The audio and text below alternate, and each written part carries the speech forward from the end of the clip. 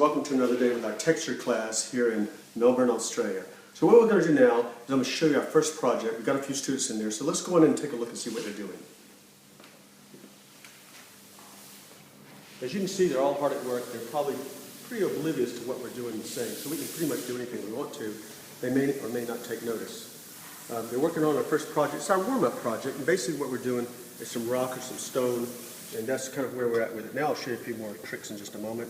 And we take a walk around the room to see how they're doing. They're all working really hard. And what they're doing is create a rock effect or a special texture effect using a variety of tools and instruments, ranging from the dowel stick to the blade to the eraser to our chemicals. So we're trying to get whatever effect we can, of course, all using the airbrush here. Okay. This is our first day. Of course, it's more of a warm-up exercise here we're doing. So we're just trying to practice a little bit to get ready for the bigger projects that are lying ahead of us.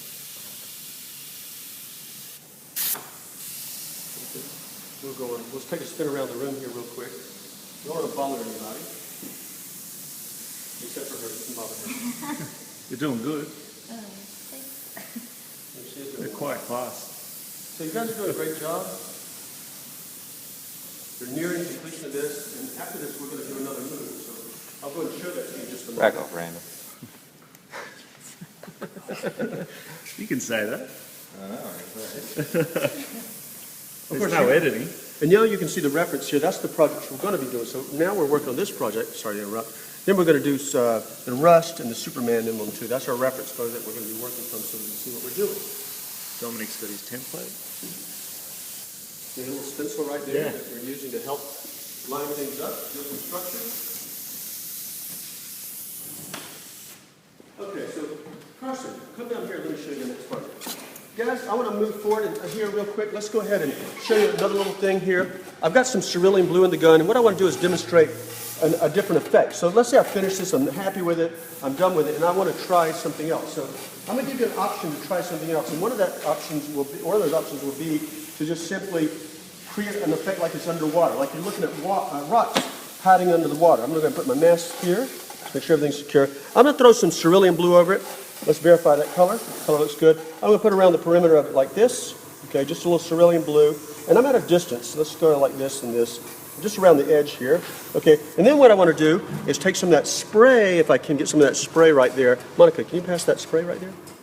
No, right there, that part. Thank you. And I'm just going to throw this spray now with a paper towel. This is our magic blue spray. It's got blue in it, and it works really well. So I'm not even going to look at it because it's so easy to do this. A couple spritzes on there, give it a moment to settle in, and I'm just going to pick up some of this and lift it off. And what this does, it gives the effect that you're looking at something that might be underwater. It's giving pulling some of these colors out a little bit and creating this kind of effect that we're looking for. So if you're looking underwater like a brook or some kind of pool or something like that, the fact is pulling off highlights in some places and leaving it in the others gives you this effect. Okay, so that's what I'm doing right now. I'll just roll it around a little bit, and you can kind of see how it's starting to look a little bit more like a scattering. You can also do this again if you want to hit this again with that and kind of pull that off a little bit.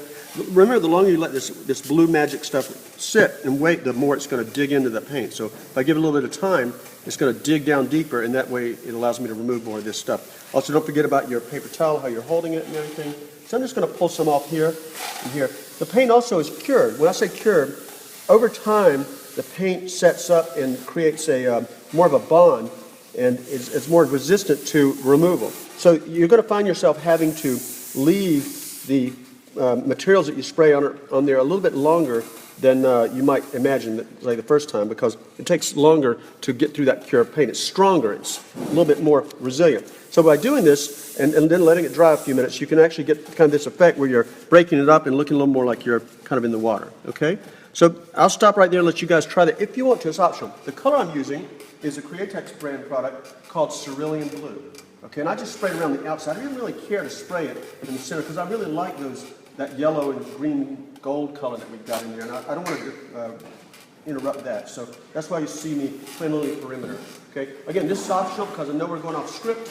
We're not following the reference here, but it's just for fun. Okay, so you guys give that a shot, and we'll see you in a few minutes. Okay.